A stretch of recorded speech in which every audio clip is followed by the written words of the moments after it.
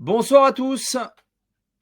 On est ravis ce soir de vous accueillir pour un nouveau live Parlons Finance. Alors ce soir, je vais avoir le plaisir et j'ai le plaisir d'accueillir Laurent Rizeschi, donc directeur relations investisseurs chez LBO France, et Pierre Nebout, qui est le responsable investissement coté chez LBO France. Alors, on verra, vous présenterez un petit peu plus en détail juste après. Donc pour notre webinaire, on va revenir ce soir sur le marché des small et des mid caps, qui est un marché qui regorge d'intérêt. Ce début d'année est très mouvementé sur les marchés et ça va nous permettre de parler et d'aborder un univers d'investissement qui aujourd'hui, qu'on pense en tous les cas être une thématique 2025 assez probante au Centre du patrimoine. Donc aujourd'hui, on traitera également vos questions en live. Donc n'hésitez pas à poser vos questions. On y répondra au fur et à mesure. Et le but du jeu, c'est que ça soit au maximum interactif. Comme à chaque fois, vous êtes habitués. Maintenant, ça fait plus de 5 ans qu'on a démarré les lives en direct. Et tout ça est repris sur notre plateforme YouTube, sur la chaîne du Centre du patrimoine TV. Alors, comme je l'ai dit, on a Pierre ce soir avec nous. On profitera de poser toutes les questions. N'hésitez pas à lui poser toutes les questions qui vous viennent sur les small et les mid. On reviendra sur le contexte de marché, qui est particulièrement intéressant à l'heure actuelle sur cet univers d'investissement. On reviendra sur les stratégies pour investir dans les small, parce que l'idée aussi, c'est de soulever le capot, d'aller voir concrètement comment aujourd'hui LBO France va être l'interlocuteur idéal pour nous parler des small cap cotés et de l'autre côté, le lien qu'il y a avec le non coté. On reviendra bien évidemment sur le fonds Valbois Engagement, ISR, qui est un fonds donc dédié aux valeurs, aux small et mid cotés. Et on reviendra donc sur la composition du fonds et sur des dossiers probants qui nous permettront de matérialiser ce que nous allons voir au préalable. Alors, pour revenir très rapidement sur notre structure, nous, on est le Centre du patrimoine, on est un groupe de gestion privée, on est installé à Toulouse. On existe depuis plus de 20 ans. On a aujourd'hui plus de 400 familles que nous conseillons au quotidien, que nous accompagnons sur tout le pan de la gestion de patrimoine, de la fiscalité aux stratégies patrimoniales, bien sûr à l'accompagnement sur les stratégies d'investissement. On a un actionnariat purement familial, ce qui est aujourd'hui ce qui est de plus en plus rare dans notre univers. On a très clairement comme axe prioritaire la proximité, la réactivité, la stabilité de la relation dans le temps, ce qui est essentiel pour accompagner nos clients dans le conseil. Alors, comme je le disais en amont, Pierre Nebout va se présenter. Pierre, il est responsable investissement coté chez LBO. Il est extrêmement connu dans l'univers de l'investissement et de l'asset management par son parcours personnel et entre autres pour un passage, on va dire, d'un temps assez long chez Rothschild, pour le coup, qui était gérant du fonds Tricolore Rendement. Donc, on va revenir sur ton parcours, Pierre, et sur donc ton poste et ce que tu fais précisément chez LBO France. Bonsoir à tous. Je vais pas faire ma biographie, c'est pas l'intérêt. Mais en revanche, ce qui est, je pense, intéressant c'est de comprendre pourquoi je suis arrivé chez LBO France. Donc après plus de 25 ans en gestion collective, on va dire classique, dont effectivement chez Edmond Rothschild avec le fonds Tricolore Rendement, il m'a semblé important de rejoindre un fonds de private equity parce que la façon dont on investit dans le non-coté me paraît plus proche de ce qui est de l'investissement et notamment dans les small et mid cap. On travaille sur les mêmes objets. Il y en a qui sont cotés, il y en a qui ne sont pas cotés, et on verra dans le processus d'investissement qu'il y a énormément de synergies. Et donc c'est ça qui m'a fait passer du monde du côté, enfin de la gestion collective classique au monde du private equity, pour vraiment prendre le temps de bien comprendre comment fonctionne une entreprise, prendre le temps avant d'investir, plutôt que de suivre des tendances de marché qui sont pas forcément très très payantes sur le long terme. Alors, merci pour ta présentation. Oui, l'objectif, c'était de bien comprendre ton parcours, surtout la valeur ajoutée aujourd'hui que tu amènes justement dans l'approche LBO France. Donc, Laurent va bien sûr présenter LBO. Moi, j'ai juste envie de rajouter une chose, c'est-à-dire qu'en fait, LBO France, aujourd'hui, très clairement, c'est la structure la plus adaptée ou la plus qualitative sur le marché aujourd'hui pour accompagner l'investissement sur les small et les mid. Puisqu'en fait, la particularité, c'est qu'LBO France, et Laurent va y revenir, c'est le non-coté. Et en fait, le small et les mid, c'est l'univers, c'est le premier univers qu'on retrouve quasiment, à part les micros, bien sûr, mais c'est le premier univers qu'on retrouve juste après le private equity, dont on entend parler beaucoup aujourd'hui. Et LBO France a une particularité, c'est qu'ils font les deux. Ils font le private equity et ils font les small et les mid. Et les small et les mid sont supervisés en totalité par Pierre. Laurent, je te laisse présenter LBO. Merci beaucoup, Jean-Olivier, et merci aux participants. Donc, effectivement, LBO France, c'est 40 ans d'expérience. Maintenant, on va fêter nos 40 ans là, en 2025. Et effectivement, comme tu disais bien, on a cette fluidité entre les marchés, qu'ils soient effectivement private equity ou marché coté, et avec une vraie expertise sur les marchés. Alors, la segmentation est un petit peu différente. Les small caps sur le marché private equity, c'est entre 20 et 100 millions d'euros. Le marché mid cap, c'est entre 100 et 300 millions d'euros. Et ensuite, sur le côté, on va aller de 50 à 5 milliards. Donc, on voit vraiment qu'il y a une vraie fluidité, une vraie connexion entre ces marchés. Et surtout, ce qui est très intéressant à avoir, c'est dans l'expertise, dans l'analyse des dossiers, des entreprises, où on a des informations qui nous remontent bien évidemment de par nos participations en private equity et bien évidemment par notre expertise avec Pierre sur le marché coté. Aujourd'hui, LBO France, c'est plus de 3 milliards. Tu peux rester juste encore un tout petit peu. C'est plus de 3 milliards de capitaux sous gestion, que ce soit bien évidemment une majeure partie en private equity parce que c'est notre ADN, mais bien évidemment également sur les marchés cotés. On a plus de 250 sociétés depuis l'origine qui ont été en portefeuille, et vraiment tout ça avec une démarche ESG qui est devenue bien évidemment de plus en plus prégnante à travers le temps et qui est vraiment au cœur de notre analyse sur le marché private, mais également sur le marché coté. On peut y aller.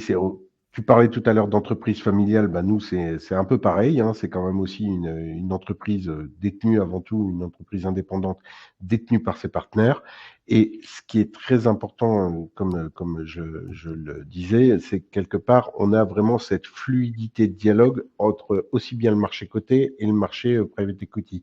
C'est pour ça que Pierre participe au comité stratégique bimensuel, mais qui discute aussi bien sur la private, immobilier, venture et la gestion cotée, avec ce qu'on appelle chez nous une équipe de support opérationnel. Donc, c'est des personnes qui passent de 50 à 100% de leur temps auprès de nos participations. Donc, ils ont des remontées très fines de comment se passent les différents marchés selon les entreprises, mais également la perception des évolutions. Et ça, c'est des données qu'on a donc très rapidement dans nos participations et qui sont très intéressantes pour avoir des remontées d'informations pour également le coté. Parce qu'une entreprise cotée aura plutôt tendance à tenir jusqu'au dernier moment les informations qu'elle pourra donner, alors que là, grâce au private equity, on a vraiment l'information à la source et extrêmement rapidement. Merci Laurent. Alors, je vais juste éclaircir deux petits points qui peuvent poser des questions. Tu as parlé de ESG, donc c'est important de comprendre qu'aujourd'hui, il y a une démarche environnement, social et gouvernance, donc une démarche finance durable dans les actifs qui vont être gérés par LBO France. Donc, quand on investit chez LBO France, on sait qu'il y a une démarche ESG qui est privilégiée. Donc, dans notre terminologie à nous, ESG, ça nous paraît tout à fait basique et binaire et assez simple, mais je vous préférais y revenir. Donc, il y a une vraie volonté d'LBO France quand ils sélectionnent des investissements. Vous le voyez derrière, ils sont membres fondateurs, LBO France est membre fondateur de l'initiative Climat International. Il y a une vraie, aujourd'hui, démarche environnementale et finance durable. Ouais. Le deuxième sujet, je te laisse finir juste après, Laurent. Le deuxième sujet, et c'est là où je voulais quand même revenir sur aujourd'hui les marchés. Comme vous le voyez, private equity, immobilier, venture capital, gestion cotée, en fait, les trois premiers, c'est ce qu'on appelle du non-coté. D'accord ? Et la gestion cotée derrière, c'est l'intervention de Pierre, et on va le voir ce soir.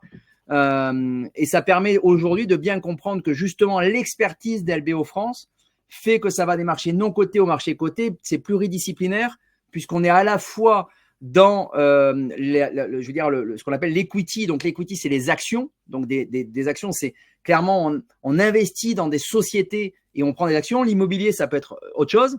Et la gestion cotée, c'est la même chose. Mais par contre, on est sur un marché qui, lui, est beaucoup plus fluide, normalement, sur la gestion cotée, avec des flux de capitaux qui sont beaucoup plus identifiés et beaucoup moins stables, entre guillemets, normalement, que ce qu'il pourrait y avoir sur le private equity. Parce que le private equity, en fait, les durées d'investissement sont beaucoup plus longues. Donc, Laurent, je t'en prie, tu avais quelque chose à rajouter peut-être sur la première partie, sur l'ESG ? Non, c'est exactement ce que tu disais. Enfin, déjà, définir ESG, c'est environnement, social et gouvernance.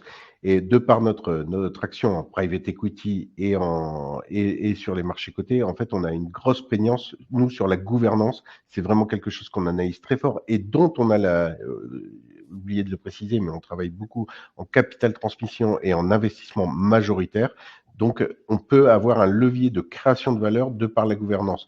Vous doutez bien que parfois, ça peut être vraiment un levier très important pour créer de la valeur en améliorant la transparence des entreprises, en améliorant la diversité du board. Et c'est sur lequel on est très prégnant. Ça marche, Laurent. Merci beaucoup en tous les cas pour ton intervention. Et je rajouterai en gouvernance, donc pour que les gens identifient bien, c'est tout ce qu'on touche, transparence financière, la rémunération des dirigeants, l'alignement des intérêts entre les actionnaires et les dirigeants, l'éthique des affaires, la structure et l'indépendance du conseil d'administration. Ça fait partie de tous ces éléments-là qui notent la catégorie G dans ESG. Alors ce soir, on ne va pas rentrer dans le détail et on ne va pas rentrer dans tout le panel du critère, mais c'est important de bien comprendre. Alors moi, ce que je propose maintenant, c'est de rentrer dans le vif du sujet. Merci Laurent. Et avec Pierre, on va rentrer donc dans le contexte du marché des mid et des small. Et on va ce soir ensemble donc parler du marché et on va voir aujourd'hui qu'il y a certainement un momentum de marché qui soit très attractif sur le marché des small et des mid. Pierre, je te laisse rentrer dans le vif du sujet. Merci Jean-Olivier. Non, ce qu'il faut noter effectivement depuis 2018, ça commence à faire long, hein, c'est quasiment 7 ans, où on voit que les petites et moyennes valeurs cotées ont du mal à délivrer de la performance, pas sur le plan opérationnel, pas sur le plan des résultats, mais au plan boursier. Et là, vous le voyez graphiquement en bleu, c'est un marché qui n'a pas fait grand-chose. Si on regarde d'abord en France par rapport au CAC 40, donc les 40 plus grandes valeurs cotées sur le marché parisien, vous voyez qu'il y a quand même un écart de performance qui est assez frappant. Ça, c'est la première chose. Hein, donc, mais nous, on est convaincus qu'il n'y a pas de fatalité à cette sous-performance. Et on va revenir après. Là, on constate un petit peu ce qui s'est passé sur ces dernières années. Et on a un contexte actuellement qui, on va y revenir dans le détail, nous paraît un point d'entrée très attractif sur ce marché des petites et valeurs cotées sur le marché français. Alors, Pierre, si on reprend les graphiques là, qu'on a, là, on est d'accord. La courbe noire, donc c'est la courbe du CAC 40, dividendes réinvestis. Et la courbe bleue, c'est la même chose, mais pour les small et les mid. Et en fait, on voit qu'il y a un énorme écart entre la performance en fait en bleu ciel et la performance en noir. On pourrait parler aussi du moins de valorisation et de performance depuis 5 ans qui sont vraiment en tous les cas, la contre-performance ou la non-performance des small et les mid depuis 5 ans fait que ça devient attractif. Est-ce qu'il n'y a pas une corrélation avec les taux d'intérêt ou pas du tout ? Est-ce que la remontée des taux brusque que nous avons vécue n'a finalement pas été favorable aux petites et moyennes valeurs ? Alors c'est un des éléments explicatifs effectivement qui a notamment sur l'année 2022 qui a fait particulièrement souffrir cette classe d'actifs. Ça nous a pas empêché d'ailleurs en 2022 de ne pas souffrir nous parce qu'on a construit le portefeuille de façon suffisamment prudente. Pour ceux qui m'ont connu sur Tricolore Rendement, vous savez que j'ai quand même une attention forte à préserver le capital et c'est ce qui s'est passé en 2022. Donc même sur une classe d'actifs compliquée, volatile, qui a souffert de la remontée des taux en 2022, on a su préserver le capital, ce qui est, je pense, un point important. Et maintenant, l'idée, bien sûr, c'est de faire prospérer ce capital. Et je pense que depuis quelques mois, on y reviendra sur ce qui se passe en Europe et dans le monde. Je pense qu'il y a une inflexion qui est en train de fonctionner. Et on est peut-être un peu au bout de ces marchés qui se positionnaient massivement sur les valeurs très liquides, les très grosses capitalisations, le phénomène de tout ce qui est tracker, ce qu'on appelle un peu la gestion automatisée, automatique, qui m'a fait d'ailleurs quitter un peu ce monde de la gestion collective classique pour aller justement essayer de repérer la valeur là où elle est. Et peut-être si on va sur effectivement le slide suivant, on va pas rentrer dans le détail de tout, mais c'est vrai que clairement il y a une décote aujourd'hui qui s'est installée sur les petites et moyennes valeurs, alors que auparavant c'est des titres parce qu'ils ont des histoires spécifiques, des histoires de croissance un peu en dehors de la croissance économique, donc qui sont vraiment portés par leur qualité propre.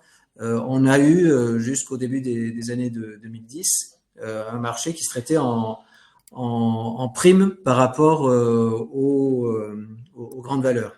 Et c'était la même chose d'ailleurs par rapport au private equity, qui a quand même qui a connu une grande phase de succès depuis 20-25 ans. Le fait d'être coté faisait que ces valeurs-là avaient une prime, parce que on peut sortir à tout instant, la liquidité du marché. Alors sur le private equity, Jean-Olivier le rappelait, on a un horizon d'investissement qui est plus long, donc ça veut dire on doit porter la position entre 5 et 7 ans, voire plus parfois. Et donc le résultat aujourd'hui, on a une classe d'actifs qui est coincée entre des grandes valeurs qui sont extrêmement bien valorisées. Alors, je vais pas me prononcer si elles sont sur ou sous-évaluées. Et c'est la même chose par rapport au private equity. Il y a des raisons pour justifier les niveaux de valorisation, mais je pense qu'il y a beaucoup d'éléments qui ne justifient pas cette décote sur le monde des small et mid cap, qui est on est dans le même univers, et c'est pour ça le fait de rejoindre une plateforme comme LBO France a tout son intérêt, puisqu'on parle des mêmes sociétés. Si on rentre un peu dans le détail, ensuite, on peut alors, ce qui est intéressant, juste pour revenir sur l'investissement et sur ce que tu viens de dire, en complément, ce qui est intéressant, c'est de se dire qu'aujourd'hui, il y a très clairement, donc en synthèse, une décote sur les valorisations small et mid, qui est clairement effective. Il y a aujourd'hui beaucoup moins de flux sur les small et les mid depuis ces dernières années, certainement dû à la partie des taux d'intérêt, à des marchés liquides, tu l'as dit toi-même.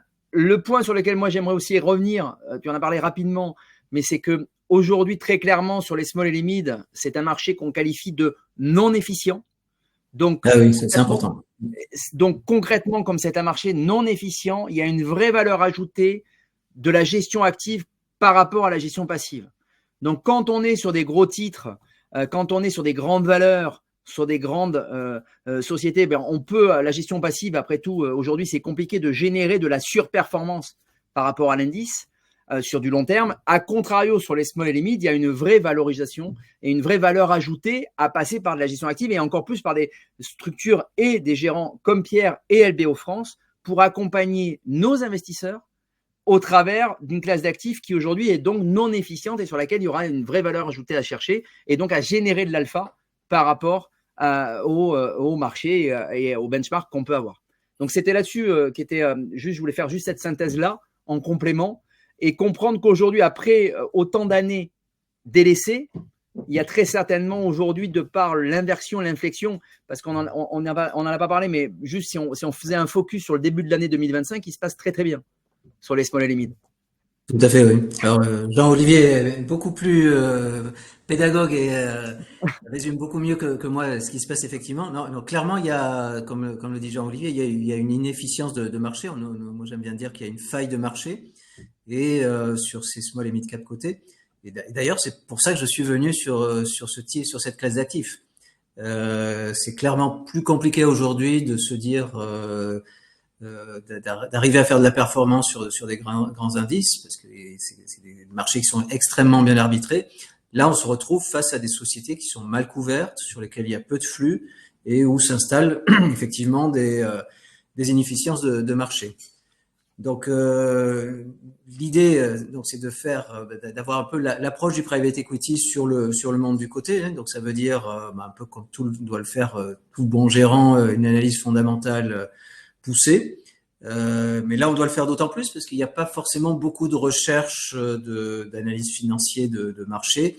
On se retrouve parfois sur des sociétés qui sont même pas couvertes, au sens où il n'y a pas d'analyse de marché qui a été faite. Donc ça veut dire passer beaucoup de temps à rencontrer les sociétés. Là, on met un chiffre sur un an, on rencontre 300 sociétés. Alors ça veut dire qu'on les rencontre plusieurs fois par an.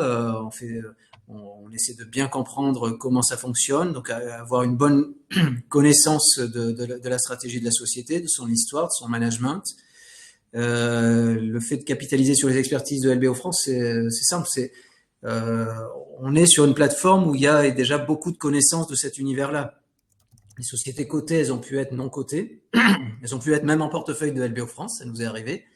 C'est des sociétés qui peuvent approcher le private equity pour sortir de la cote. Vous avez entendu cette terminologie de retrait de cote quand une société peut faire l'objet d'un rachat par un fonds de private equity, parce que le fonds a identifié lui de la valeur que le marché a sous-estimé. Et donc c'est comme ça qu'on va capitaliser sur cette connaissance qui est dans la société.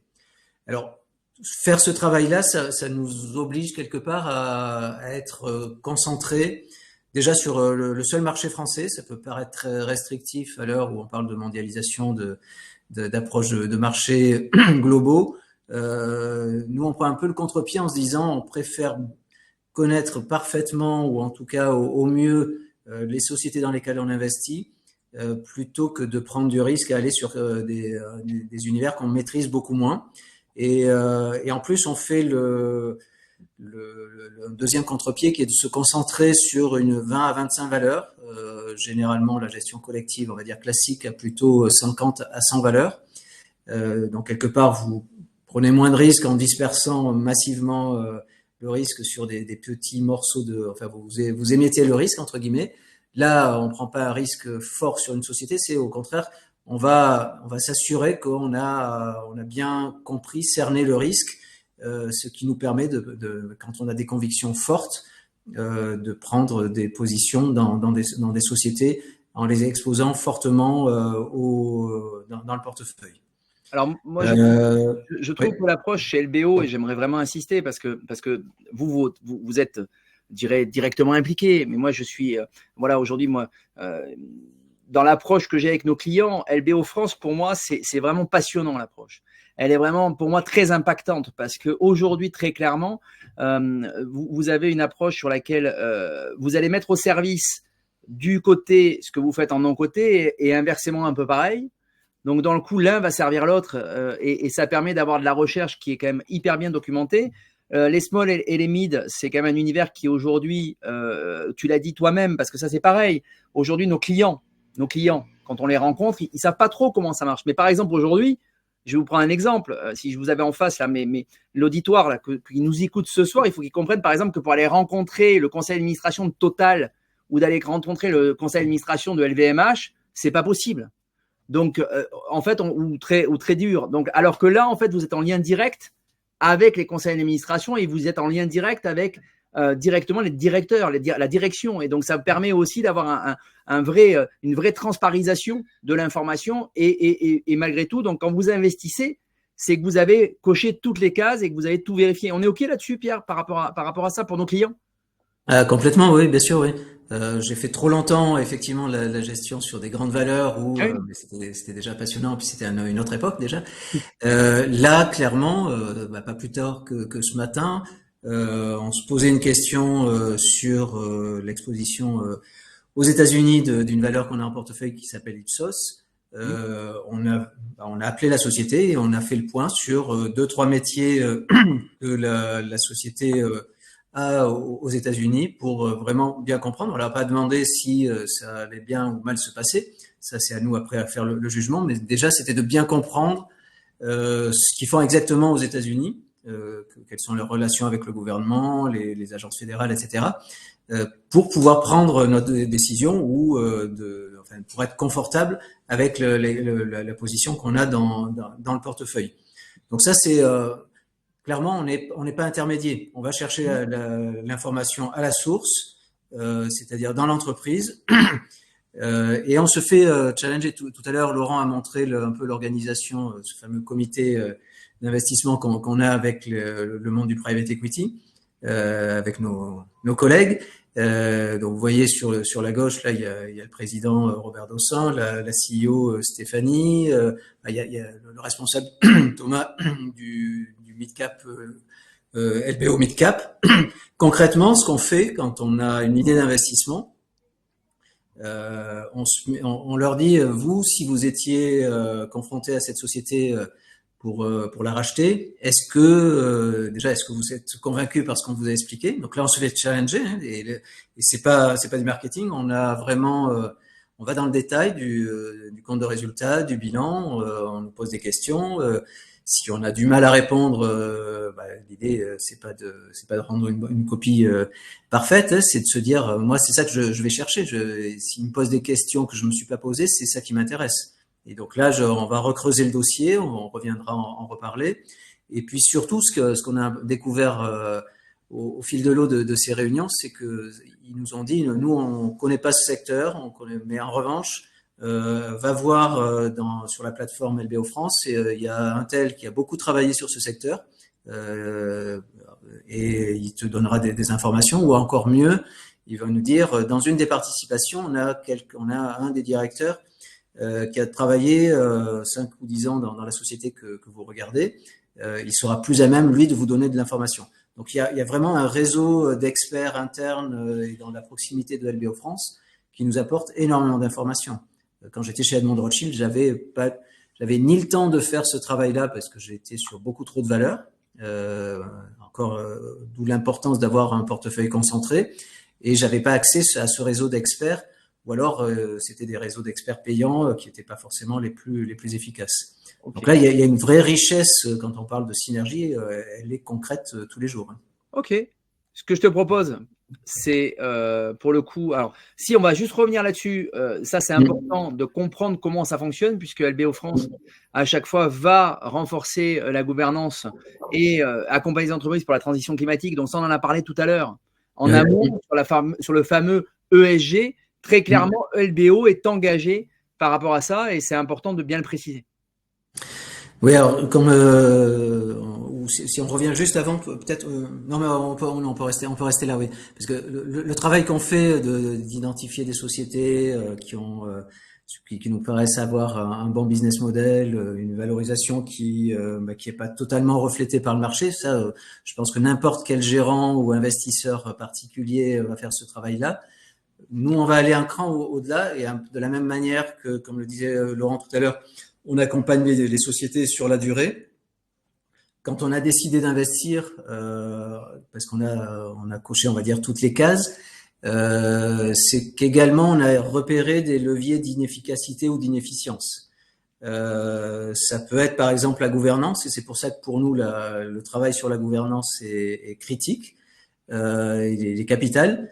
Si on considère qu'une société a une gouvernance, on va dire, carrément hors standard ou toxique, on n'investira pas. Donc c'est pas pour faire bien et d'avoir une bonne note de gouvernance qu'on fait ça, mais c'est parce que nous on considère qu'on va avoir des intérêts complètement désalignés entre les actionnaires ou les fondateurs ou les managers et l'actionnaire minoritaire qu'on est, comme un particulier. Et donc là, ça nous est arrivé dans plusieurs cas qu'on a fait le travail. Et là, c'est un travail vraiment un peu de juge d'instruction. Hein. On va lire les rapports annuels, ce que généralement un gérant n'a pas le temps de faire. On va aller rencontrer la boîte, on va rencontrer le board, on va poser des questions à des fournisseurs, à des clients, etc., pour vraiment faire notre enquête. Et ça peut soit nous conforter, bien sûr, c'est ce qu'on espère, soit nous dissuader d'investir. Ok.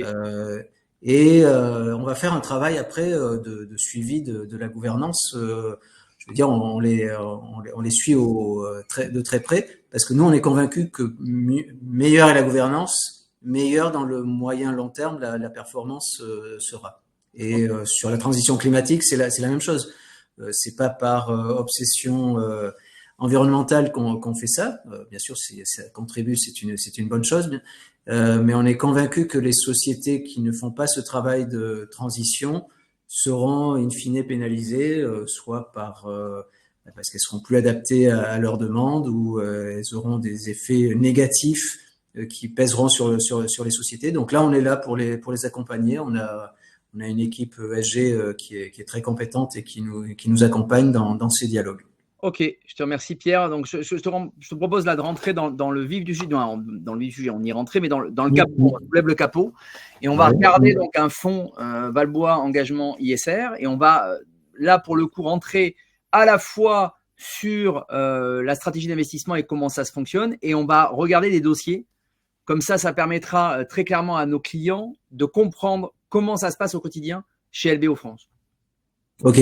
Bon, là, on a déjà beaucoup parlé. Enfin, on est clairement un actionnaire minoritaire, mais ça n'empêche pas. C'est un peu le charme du côté de pouvoir influencer un management, un board, quand il y a des caractéristiques qui sont pas forcément au top. Donc ça, c'est vraiment le côté actionnaire de long terme, actif et patient. On est, comme on l'a dit, en proximité avec nos sociétés. C'est pour ça que pour faire ce travail d'accompagnement, je pense qu'on a besoin de cette proximité. C'est ce que fait le private equity, nos collègues sur le private equity, qui vont voir régulièrement leur participation. Ils vont dans les usines, ils les accompagnent dans leur COMEX, etc. Donc ils sont très très proches. On est généraliste, c'est-à-dire qu'on n'est pas focalisé sur un secteur. Il y a que le secteur de la biotechnologie sur lequel on ne va pas parce qu'on n'est pas compétent. Il faut connaître ses limites. L'univers, on l'a dit, 50 millions à 10 milliards de capitalisation. Et les critères financiers, on aime bien la génération de cash. C'est ce que fait également le LBO. Hein. C'est souvent au tout début, on avait des discussions fortes avec ce fameux comité qui nous rappelait que pour faire un LBO, on a besoin de générer du cash, et c'est pas uniquement la valorisation qui est le point important pour décider d'un investissement. Et peut-être en bas à droite, effectivement, cette identification des leviers de création de valeur qui est importante et sur lequel on cherche à peser pour quelque part les identifier. C'est une chose. Après, il faut qu'ils se matérialisent. Et donc tout notre travail d'accompagnement, c'est de convaincre, de sensibiliser les managements, le board, de mettre en œuvre de corriger ces points qui pèsent sur la valorisation, en fait. Donc en fait, c'est d'engagement qui est vraiment très caractéristique du fonds, et on ne peut le faire encore une fois que quand on a une vingtaine de valeurs et pas quand on a 50 à 100 valeurs. Donc, si en synthèse, je donne trois gros points clés. Il y a petit 1, vous investissez donc sur le marché coté avec un esprit de private equity, donc la même démarche. Ça, c'est petit 1. Donc, on est vraiment, je mets l'univers du non coté, tout ce que je mets en termes de process au service du coté. Le deuxième chose, c'est que vous allez concentrer donc votre sélection sur 20 à 25 titres. Donc, ça permet d'avoir quand même un portefeuille très concentré, et ça veut dire que vous connaissez bien les entreprises sur lesquelles vous investissez. Et le troisième point, vous allez chercher des boîtes qui ont du cash et qui génèrent du cash, donc qui ont finalement beaucoup de trésorerie, et qui vous mettent serein visamment par rapport à tout type d'investissement ou de recherche et développement ou de croissance ou autre. Donc, ça vous permet d'être quand même très serein sur ces sociétés sur lesquelles vous investissez. C'est les trois gros points, au-delà de tout ce qu'on a dit, hein, de l'engagement, etc., de toute la partie levier, création de valeur, etc. Pour moi, c'est les 3 gros points que je retiens. Entreprise avec beaucoup de cash, portefeuille concentré et un esprit private equity au service du côté. Ça te va? Très bon résumé, encore une fois. Alors, ce que je te propose, c'est de rentrer dans l'univers des small et mid pour que nos clients comprennent, parce que là, c'est pareil. C'est comment, aujourd'hui, les small et les mid, c'est combien de valeurs, comment c'est composé, c'est-à-dire entre les small, les mid, les small et les mid, qu'est-ce qu'on appelle, où est-ce qu'on les identifie? Et puis à côté, comment on va générer l'analyse stratégique, l'analyse financière et comment on va identifier la valorisation. Voilà. Ok. Alors déjà le marché, effectivement, quand on regarde small mid cap sur le marché français, c'est à peu entre 50 millions et là on a mis 3 milliards. Mais si on allait jusqu'à 10 milliards, ça serait, il faudra rajouter une quarantaine de valeurs. Donc on est entre 300, on va dire autour de 350 valeurs. Et vous voyez, on va en retenir moins autour de 20, petite trentaine. Donc on fait vraiment un travail de sélection qui est radical puisqu'on en retient moins d'une sur 10 de cet univers. On va peut-être pas passer trop de temps, mais l'analyse stratégique, bien sûr, c'est le premier point, hein, d'aller sur. Je vous étonnerais si je vous disiez que j'allais sur des sociétés en déclin, qui ont pas de barrière à l'entrée, etc. Donc c'est quelque chose, bien sûr, sur lequel on est très vigilant. Et là aussi, on se fait challenger en comité d'investissement. Il y a 15 jours, on a eu une idée d'investissement sur lequel on est en train de travailler parce que là, c'est la synergie de l'expérience de 20 à 30 ans de private equity qui ont des réflexes qui me paraissent très sains et en termes de contrôle de risque, je pense qu'il peut rassurer un investisseur dans un fonds qui est concentré. Ça a été de nous dire, faites attention à ce point. Nous, on a connu ce point c'était pas la même société, pas forcément le même secteur, mais une même typologie de marché et de bien vérifier ce point-là. Et ça permet de montrer également qu'on n'est pas stressé par le timing de marché, en fait. On préfère perdre une opportunité que de se précipiter et vérifier après qu'on s'est pas trompé. Moi, ce que j'aime beaucoup dans votre approche, c'est que vous avez une grosse approche qualitative. En fait, vous avez mis un maximum finalement de critères d'investissement qui permettent de réduire finalement le champ d'investigation, le champ de sélection plutôt, et qui vous permettent vraiment d'avoir de la vraie valeur et un potentiel de valeur et d'accroissement du titre sur lequel vous investissez à moyen long terme de manière importante. Quand on a tous ces critères-là, ça permet. Et l'intérêt également, c'est que comme on connaît bien les valeurs, parce qu'on a la même approche que le private equity, on a beaucoup de transparisation par rapport à la valeur sur laquelle on va investir. Et ça, je trouve ça très intéressant et c'est passionnant sur la stratégie d'LBO France.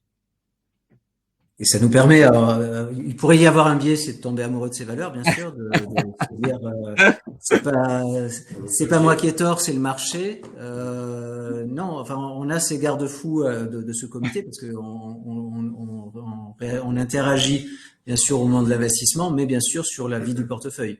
Et alors, j'ai pas parlé de mon collègue Stéphane, avec qui on est en binôme et on travaille. Vraiment, chacun des dossiers, peut-être en doublant, mais je pense que c'est vraiment important. Lui est un analyste de marché. Il a autant d'expérience que moi, mais lui plutôt côté analyse financière. C'est un analyste financier spécialiste des small et mid cap, Stéphane Sumar. Et avec lui, lui fait vraiment ce travail d'analyse financière qui est, comme on le disait tout à l'heure, déficient sur ce marché. Et donc, ça nous permet d'être très réactifs. Si j'ai un doute ou si on a un doute sur une valeur, on va pas appeler un analyste financier, voir s'il est disponible, s'il veut bien nous parler, etc.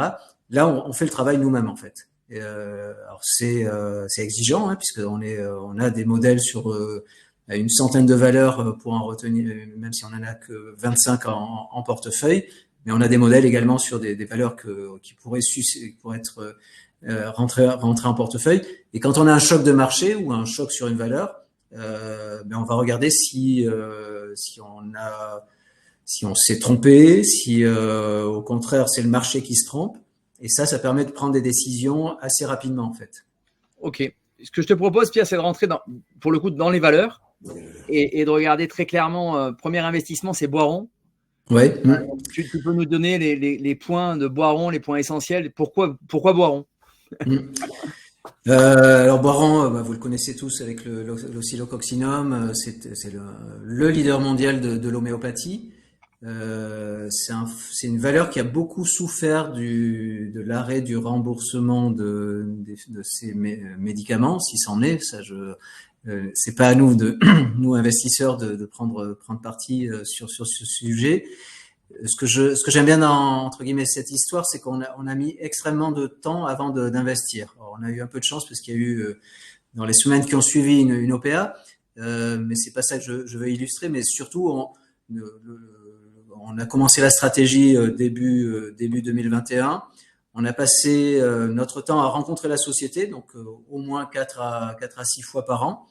On a là, l'idée, c'était de se dire à quel moment on a le prix ou la valorisation intègre tous les risques sur ce dossier-là. Parce que quand vous avez une activité qui était bien régulée, remboursée par la sécurité sociale, du jour au lendemain, ça a complètement déstabilisé la société. Ça a pris pas mal de temps, hein, donc vous voyez sur 3 ans. Donc c'est là aussi, ça illustre bien qu'on prend notre temps. On aurait pu jouer un re-rating, enfin la revalorisation du titre entre certaines périodes. C'est pas notre ambition, parce que notre ambition, c'est vraiment de détecter le moment où il y a plus de risques. Ou en tout cas, c'est totalement asymétrique entre un risque de baisse et un potentiel de réappréciation. Sachant qu'on se dit, il faut qu'on ait 50% de réappréciation, pas bien sûr dans les mois qui viennent, mais à un horizon de 3 ans. Et là, à l'été 2023, on a considéré qu'il y avait plus de risque de baisse de prix, de la valorisation. Et c'est là qu'on a construit la position. Alors, ce qui est intéressant, et là, je pense que ça illustre bien, parce que tout à l'heure, je vous disais, quand on présente un cas d'investissement, on en parle au responsable de LBO Midcap, Thomas, à Robert Dawson, le patron de LBO France, et on leur dit, vous, si vous étiez face à ce dossier, est-ce que vous le feriez en private equity? Et quand c'est validé par 2 personnes comme ça qui ont une bonne trentaine d'années d'expérience, qui ont fait plus d'un deal dans leur vie professionnelle, on se dit que peut-être il y aura un fonds et un autre fonds qui aura cette idée. C'est ce qui a eu lieu, puisque un fonds anglo-saxon a lancé une OPA avec la famille pour sortir la société de la cote. Donc ça s'est passé dans les semaines qui ont suivi l'investissement. Donc là, on a eu un retour sur investissement assez rapide, et on aurait peut-être aimé aller plus loin dans l'histoire. Et là d'ailleurs, on a commencé à être un peu actif en se disant le prix proposé est pas correct par rapport à ce que nous on avait en tête. Il y a eu un petit peu d'agitation activiste autour du dossier, et ça nous a permis de ne pas sortir à 50 comme on le met sur l'OPA, mais autour de 60, ou je n'ai plus en tête exactement, mais parce qu'on avait là aussi on a pris ce risque parce qu'on avait une idée précise de la valeur du titre, parce qu'on a fait notre valo nous-mêmes. On n'a pas donc ça, c'est une société donc qui n'est plus en portefeuille. Elle a été apportée. Je me permets de passer au deuxième. Oui, bien sûr, oui. Non, je pourrais parler des heures, donc il faut me couper. L'Extra, c'est peut-être moins connu. C'est encore là aussi un leader, hein, parce qu'on a, comme je le disais, l'aspect stratégique, l'analyse stratégique est fondamentale dans notre philosophie d'investissement. L'Ectra, c'est le leader de la découpe tissu textile pour bien sûr pour le monde de la mode, du textile, de l'auto pour tout ce qui est revêtement des sièges automobiles et de l'ameublement. Donc quand on a dit ça, c'est des machines, hein, donc qui découpent ces tissus. Vous en avez une en bas à gauche. On n'a pas tout dit parce que c'est une société qui est en train de se transformer massivement. Ils vont continuer à faire des équipements, bien sûr, mais ils sont surtout dans une vision d'optimisation de la chaîne textile. Vous savez qu'il y a énormément de gaspillage entre ce qui est produit et ce qui est finalement porté. Et donc, ils sont en train de devenir plutôt une société très logicielle pour faire une optimisation non seulement de la découpe sur un rouleau de tissu, mais également d'anticiper les modes de consommation et clairement, quelque part, alors c'est pas d'ici 1 an ou 2 ans, mais pour faire de la production quasiment à la demande. Et ça, c'est un changement de valorisation. Vous ne valorisez pas de la même façon un constructeur d'équipements industriels lourds, de machines-outils, et un éditeur de logiciels. Donc là, actuellement, on est en train de changer de statut. Et donc, ça veut dire, quelque part, des multiples qui devraient être bien meilleurs, bien plus élevés que ce qu'on a aujourd'hui. Alors, j'ai une question sur Lectra. Tu as dit qu'aujourd'hui, c'était plus en portefeuille? C'est ça, les initiatives? Non, c'est Boiron. D'accord. Donc, j'ai une question sur Boiron dans le groupe qui a été posée par Stéphane. C'est aujourd'hui, le cours est à 24,40. Que pensez-vous du cours dans le futur? Alors, j'avoue que c'est pas pour botter en touche qu'on ne suit plus la société. Il y a un flottant qui est très faible. Elle est plutôt aux mains d'arbitragistes ou de personnes d'investisseurs qui estiment qu'il y aura probablement un retrait définitif de la cote, parce que là, il y a un flottant qui est très faible. On n'a plus d'informations, très peu d'informations. Donc là, ça nécessiterait un investissement temps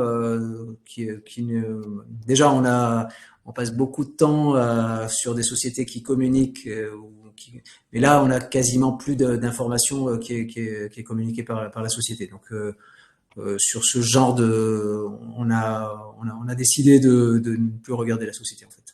Bon, eh bien, très bien, on passe au troisième dossier.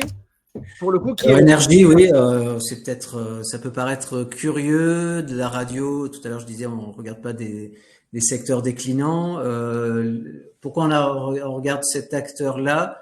Parce que déjà, contrairement à ce qu'on peut penser, c'est un média qui a terminé son déclin. Alors clairement, il y a moins d'audience qu'il n'y en avait en 81 quand la radio a été lancée.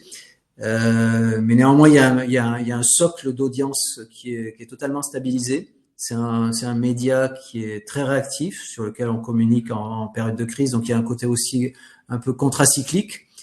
Ça, c'est le premier point. Le deuxième point qui est majeur, c'est qu'on parlait tout à l'heure de cash. Alors là, on a un bilan qui est clairement sous-optimisé, hein, où il y aurait besoin peut-être de retourner du cash aux actionnaires, mais néanmoins, alors c'est absolument pas valorisé dans le prix de l'action, mais ça c'est une sécurité qui est assez forte dans des marchés qui peuvent être très volatiles, ou quand on a des marchés, je me souviens en 2020, enfin c'est des titres qui sont extrêmement défensifs dans une construction de portefeuille. On est quand même très attentif à la prise de risque et au risque global qu'on met dans le portefeuille. C'est le genre de valeurs qui sont des stabilisateurs de la performance, avec un potentiel de revalorisation qui, pour nous, c'est un titre qui doit valoir au moins deux fois plus. On a un objectif de cours autour de 12 euros. Et sachant que l'âge du capitaine, donc Monsieur Boutcrou, s'approche des 80, c'est pas un pari sur son décès, mais clairement il y a un aspect spéculatif dans un environnement où on le voit bien, les actifs médias sont recherchés par tout un tas de groupes de CMA, CGM, LVMH, groupe Bolloré, etc.